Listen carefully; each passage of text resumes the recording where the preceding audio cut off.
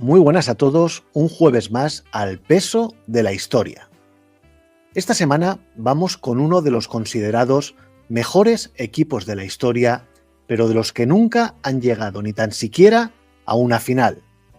Damas y caballeros, con todos ustedes, los Yale Blazers de Portland. La final perdida ante los Chicago Bulls en 1992 supuso un lógico punto álgido del equipo formado por los Drexler, Porter, Kersey y compañía, y también el inicio de un lento y progresivo declive de estos Blazers dos veces finalista. Recordemos que en el año 90 jugaron la final ante los Detroit Pistons, perdiendo también por 4-2. A día de hoy, y desde el 92, ese sigue siendo el tope de la franquicia de Oregón, una franquicia que todavía no sabe lo que es volver a una final de la NBA. Pero hubo un equipo que se quedó muy cerca del objetivo, o al menos de igualarlo, y que con el tiempo acabó por convertirse en un equipo referente, prácticamente un equipo de culto. Estamos hablando de los Blazers del año 1999 y del año 2000, los archiconocidos Yale Blazers.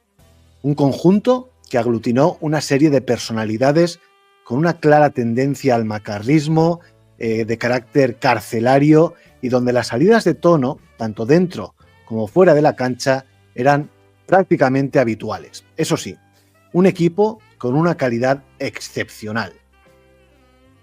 Pero ¿quiénes fueron los Yale Blazers y hasta dónde pudieron llegar jugando juntos? Pues vamos a conocerlos en esta entrega del peso de la historia. El primer integrante en llegar a los Blazers fue, curiosamente, Arvydas Sabonis. Fue en el año 1995.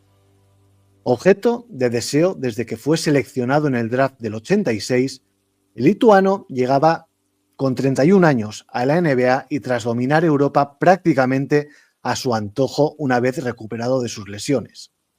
Es verdad que siempre estuvo renqueante y siempre al borde de caer, pero con una calidad pocas veces vista para un hombre tan grande en aquella época, Sabonis se convirtió prácticamente de inmediato en un jugador muy importante en Portland.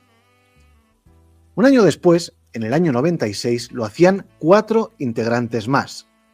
Isaiah Rider, procedente de Minnesota, un escolta anotador muy espectacular, pero con un cable pelado, eso hay que decirlo así. También llegó vía draft Jermaine O'Neal, un imberbe Jermaine O'Neal directamente desde el instituto. De esta elección hablamos hace algunas semanas en el redraft del año 96. Y llegó, ojo a este, Rasheed Wallace. Santo y seña de los posteriores Yale Blazers, procedente de Washington y un jugador con un juego al poste absolutamente exquisito. Un juego de pies tremendo y un lanzamiento a media distancia prácticamente imparable. Rasheed fue un jugador tan extraordinario como díscolo y con un carácter y una boca que le perdía prácticamente noche sí y noche también. No en vano, Wallace es el jugador que a día de hoy mantiene el récord de más técnicas recibidas en una temporada, con 41 técnicas en la regular season del año 2000-2001. Por último, llegaba ya en el mercado de invierno y procedente de Atlanta, Stacey Augmon, un escolta defensivo muy rápido, muy atlético y muy delgadito. Plastic Man le llamaba Andrés Montes, en un mote absolutamente antológico y, como casi siempre, muy acertado.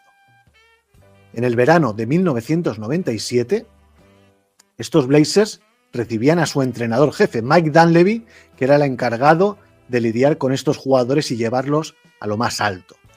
También llegó ese mismo verano Brian Grant como agente libre. Tras 3 años en Sacramento, Grant era un ala pivot rocoso, sacrificado, pero que incluso te podía hacer un apaño anotando a 3-4 metros con más o menos fiabilidad. La verdad es que sí, a mí me parece que era un jugador que en ataque era sobre todo fiable. En el mercado de febrero de 1998 llegaba otro de los estandartes de estos Blazers. Estamos hablando de un Damon Stoudamire que llegaba ya harto de perder en Toronto para convertirse en el director de orquesta en cancha. Seguro que lo recordáis a Super Ratón, un base diminuto, muy rápido, muy anotador y que fue Rookie del Año en su estreno en los Raptors. En verano del 98 se acabaron de formar los Yale Blazers con las firmas como agentes libres de Greg Anthony y Jimmy Jackson, más la llegada desde Detroit vía traspaso de Bonzi Wells. Greg Anthony, padre del actual jugador de Milwaukee Cole Anthony, era un base que procedía de los Knicks, muy aguerrido, muy peleón, un poco falto de calidad en ataque, pero muy bueno en defensa. Jimmy Jackson, un 2-3, anotador con muchísima clase, pero la verdad es que con poco sacrificio, y que fue integrante durante sus primeros años de la Triple J de los Dallas Mavericks. Y Bonzi Wells, que era también un escolta alero, también de mucha clase, pero mucho más completo que Jimmy Jackson, sobre todo en el apartado defensivo y reboteador. En la temporada 98-99, y con un equipo base formado por Stoudemire, Isaiah Rider, Rasheed Wallace, Brian Grant y Sabonis, más la ayuda desde el banquillo de Greg Anthony, Walt Williams, del cual no hemos hablado, Jimmy Jackson, Agumon, Jermaine O'Neal y Kelvin Cato, el equipo acabó con un 35-15, una regular season de 50 partidos por culpa del lockout, y alcanzó la final de conferencia. Perdieron 4-0 esa final de la conferencia oeste, eso es cierto, pero fue una serie marcadísima por el tiro milagroso que estamos viendo en la fotografía de Son Elliott en el segundo partido de la serie, cuando se encaminaba esta eliminatoria a un 1-1 y viajando a Portland para jugar los dos siguientes partidos. Una vez eliminados, desde la franquicia sabían que estaban en disposición de hacer algo grande, y en el verano de 1999 se reforzaron nada más y nada menos que con Scottie Pippen, que llegaba desde Houston tras fracasar aquel experimento del Big Three con Hakeem Olajuwon, y con Charles Barkley. También llegó como agente libre Detlef Schrempf tras triunfar en Seattle y previamente en Indiana, el todoterreno ideal y el hombre de confianza de Dunleavy.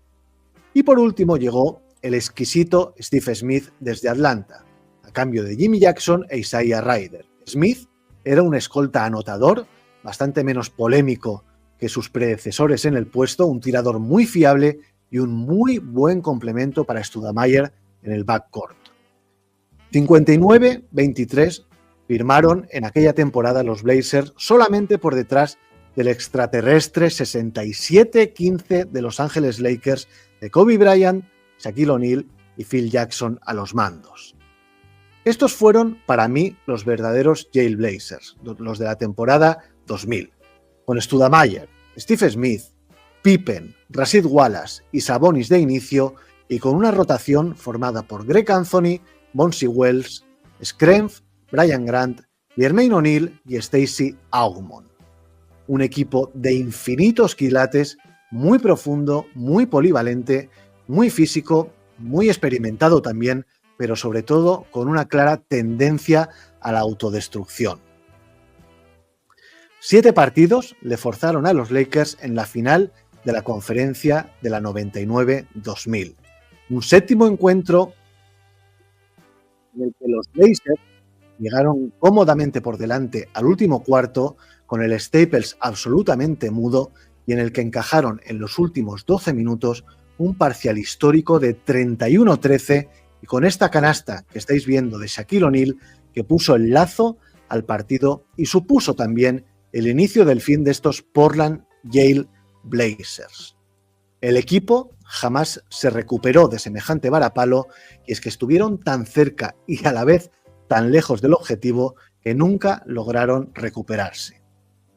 En las 3 siguientes temporadas, 3 caídas en primera ronda tras ganar una media de 50 partidos en cada una de ellas, con cambio de entrenador, de protagonistas, etc. Llegaron otros jugadores del mismo perfil, haciendo incluso honor al apelativo de Yale Blazers. Estamos hablando de Ruben Patterson, Darius Miles, Shawn Kemp, Dale Davis, Zach Randolph, pero ya nunca fue lo mismo. El equipo fue perdiendo piezas ya veteranas, muchas de ellas desgastadas y sobre todo muy señaladas, y luego estuvo ya 5 años de lotería. Únicamente fueron 2 años, el año 1999 y el 2000, pero el recuerdo que dejaron por estilo de juego, incluso por juego propiamente dicho, estos Blazers, como podéis comprobar, es y será absolutamente imborrable.